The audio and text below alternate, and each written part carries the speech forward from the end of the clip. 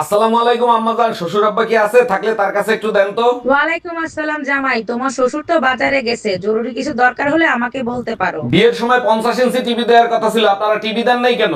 আরে জামাই, দুইটা টিভি দিয়ে কি করবা? আমার মেয়ের আল্ট্রাসাউন্ড করে দেখো, ওর ভিতর টিভি আছে। হ্যালো।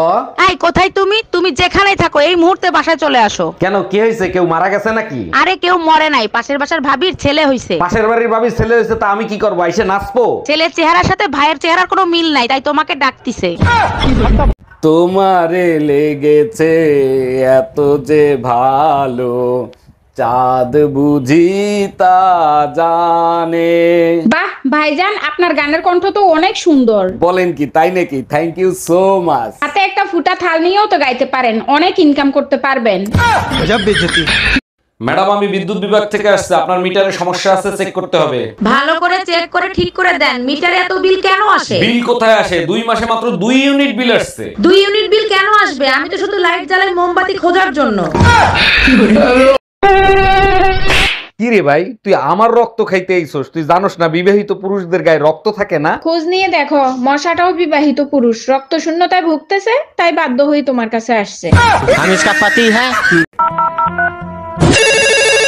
হ্যালো, আমি কিডন্যাপার অরুণ বলতেছি। তোর স্বামীকে আমি কিডন্যাপ করছি। তোর স্বামীকে যদি কাল সকালে সূর্য দেখাতে চাস, তাহলে 10 লাখ টাকা নিয়ে চলে আয়। ভাইয়া, আপনি এক কাজ করেন, সূর্য দেখানোর দরকার নাই, আপনি চাঁদ দেখাই দেন আর 2 লাখ টাকায় সমাধান করেন।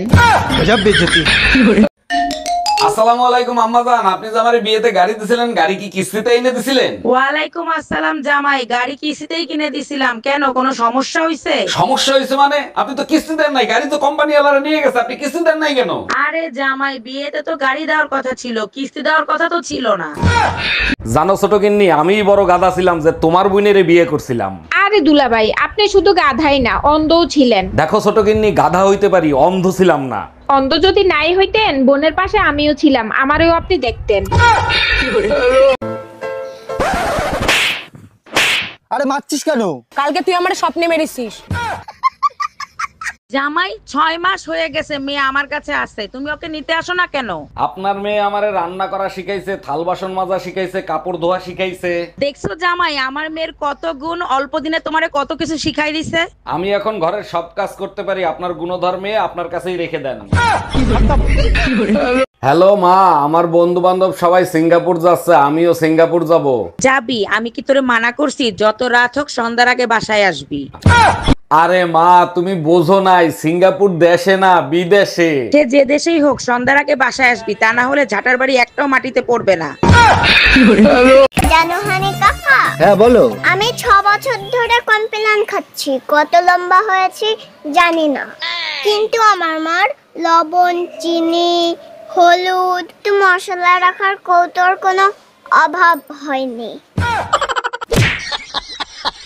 দেখছো, অনলাইনে একটা শাড়ি অর্ডার করছি, দেখাইছে একটা আর পাঠাইছে আরেকটা। এ নিয়ে টেনশনের কি আছে? পছন্দ না হলে রিটার্ন করে দাও। বোকার মতো কথা বললা, অনলাইনে জিনিস কখনো রিটার্ন করা যায়? এইবার বুঝছো তো আমাদের ঘটকরে আমি প্রতিদিন কেন গালি দিই। এই শোনো, তোমার এই জিনিসগুলো আমার একদম পছন্দ না। তুমি পাশের বাড়ি কাকিমার সঙ্গে কথা বলো না কেন? এই শোনো, আমি সব ফালতু লোকের সাথে না কথা বলতে পারবো না। এমনি আমি যাত্রার সাথে কথা বলি না। কিসের তো অহংকার তোমার? রূপের অহংকার? না, আমার কোনো রূপের অহংকার নেই। হ্যাঁ ঠিকই তো, তোমার যেটা নেই তুমি সেটা নিয়ে অহংকার করবা কি করে?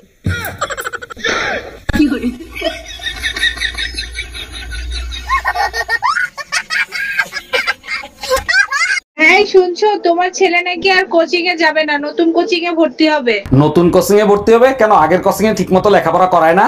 লেখাপড়া ঠিক মতোই করায়, কোচিং এর হেড স্যার বিয়ে করছে তাই আর যাবে না। স্যার বিয়ে করছে, তাতে তোমার ছেলের সমস্যা কোথায়? স্যার কি ঠিকমতো আসে না? স্যার প্রতিদিন আসে বইয়ের মার খায় আর রাগ মেটায় ছাত্রদের উপর।